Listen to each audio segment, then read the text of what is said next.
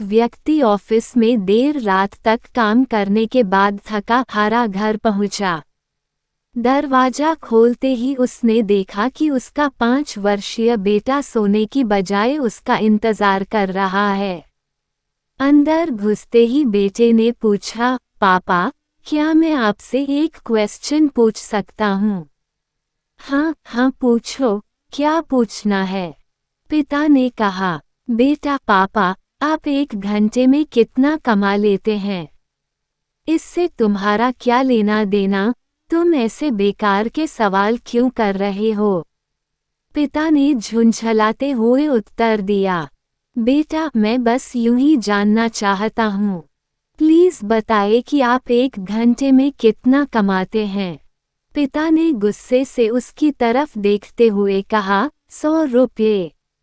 अच्छा, बेटे ने मासूमियत से सर झुकाते हुए कहा, पापा, क्या आप मुझे 50 रुपये उधार दे सकते हैं?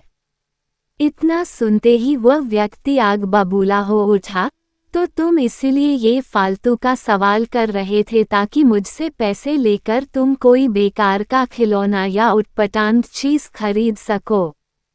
चुपचाप अपने कमरे में जाओ और सो जाओ।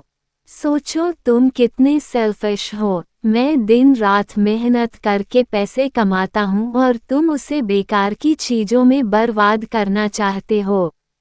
ये सुन बेटे की आंखों में आंसू आ गए और वह अपने कमरे में चला गया।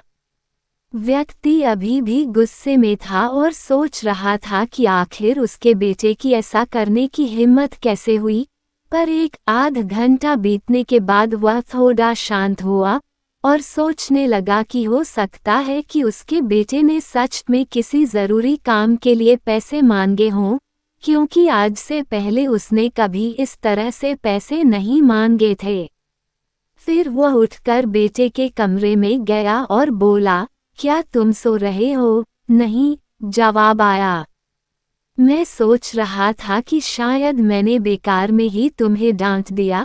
दरअसल दिन भर के काम से मैं बहुत थक गया था। व्यक्ति ने कहा, आई एम सॉरी, ये लो अपने 50 रुपये। ऐसा कहते हुए उसने अपने बेटे के हाथ में 50 की नोट रख दी। थैंक यू पापा, बेटा खुशी से पैसे लेते हुए कहा, और फिर वह तेजी से उठकर अपनी अलमारी की तरफ गया। वहां से उसने ढेर सारे सिक्के निकाले और धीरे धीरे उन्हें गिनने लगा।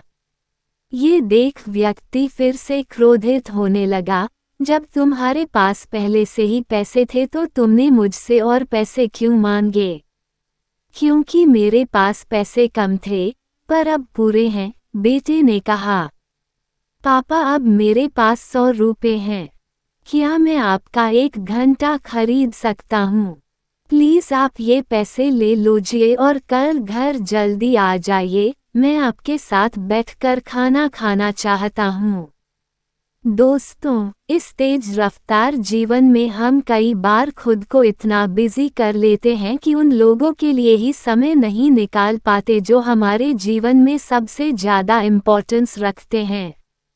इसलिए हमें ध्यान रखना होगा कि इस आपाधापी में भी हम अपने माँ बाप, जीवन साथी, बच्चों और अभिन्न मित्रों के लिए समय निकालें, वरना एक दिन हमें भी एहसास होगा कि हमने छोटी मोटी चीज़ें पाने के लिए कुछ बहुत बड़ा खो दिया।